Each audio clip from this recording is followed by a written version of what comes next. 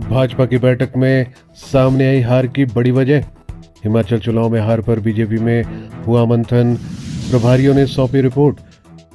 6 सीटों पर उपचुनाव में यह बना हार की अहम वजह।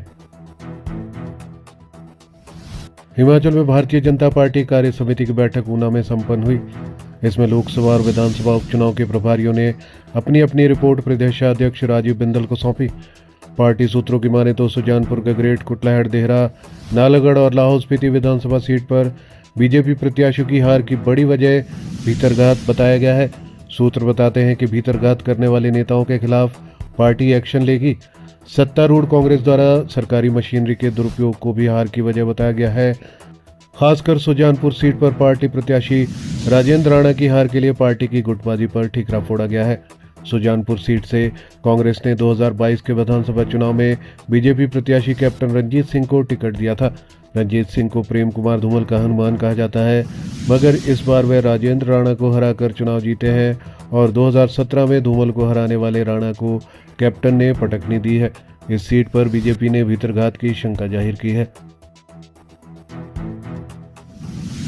13,000 से ज्यादा वोट मिले। सूत्रों के अनुसार नालागढ़ में भी बीजेपी के बागी हरप्रीत सिंह ने निर्दलीय चुनाव लड़ा और 13,000 से ज्यादा वोट लिए। यहां पर भी पार्टी को भीतरघात हार का अहम कारण लग रहा है। लाहौल स्पीति में भी बीजेपी के बागी एवं पूर्व मंत्री रामलाल मार्कंडे ने निर्दलीय चुनाव लड़ा और दूसरे नंबर पर रहे। यहां पर बीजेपी प्रत्याशी तीसरे नंबर पर रहे। देहरा सीट पर भी हार की वजह गुटबाजी बताया गया। देहरा में मुख्यमंत्री सुखविंदर सिंह सुक्खू की पत्नी कमलेश ठाकुर ने होशियार सिंह को हराया है। कमोबेश गगरेट और कुटलैहड़ में भी बीजेपी की अंदरूनी गुटबाजी को हार का एक कारण बताया गया है। चुनाव प्रभारियों द्वारा पार्टी प्रदेशाध्यक्ष राजीव बिंदल को सौंपी गई रिपोर्ट अब राष्ट्रीय अध्यक्ष जगत प्रकाश नड्डा को सौंपी जाएगी।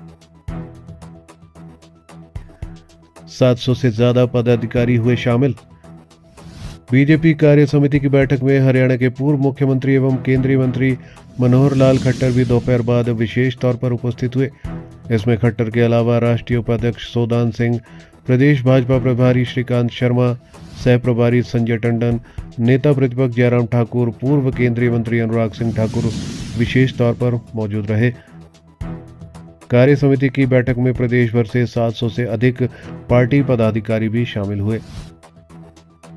वहीं भाजपा के प्रदेशाध्यक्ष राजीव बिंदल का कहना है कि कांग्रेस ने चुनाव में दादागिरी की है। बीती रात संपन्न बीजेपी पदाधिकारियों की मीटिंग में राजीव बिंदल ने कहा है कि कांग्रेस पार्टी ने चुनाव में पूर्ण रूप से दादागिरी के साथ कार्य किया है। भाजपा के कार्यकर्ताओं पर गलत झूठे केस दर्ज किए गए हैं। सत्ता का दुरुपयोग तो इतना देखने को मिला है कि एक भाजपा समर्थक के घर, दुकान पर अफसर ने नोटिस दिए और सरकारी दबाव डाला। कर्मचारियों को प्रताड़ित किया गया, तबादलों का डर दिखाया गया।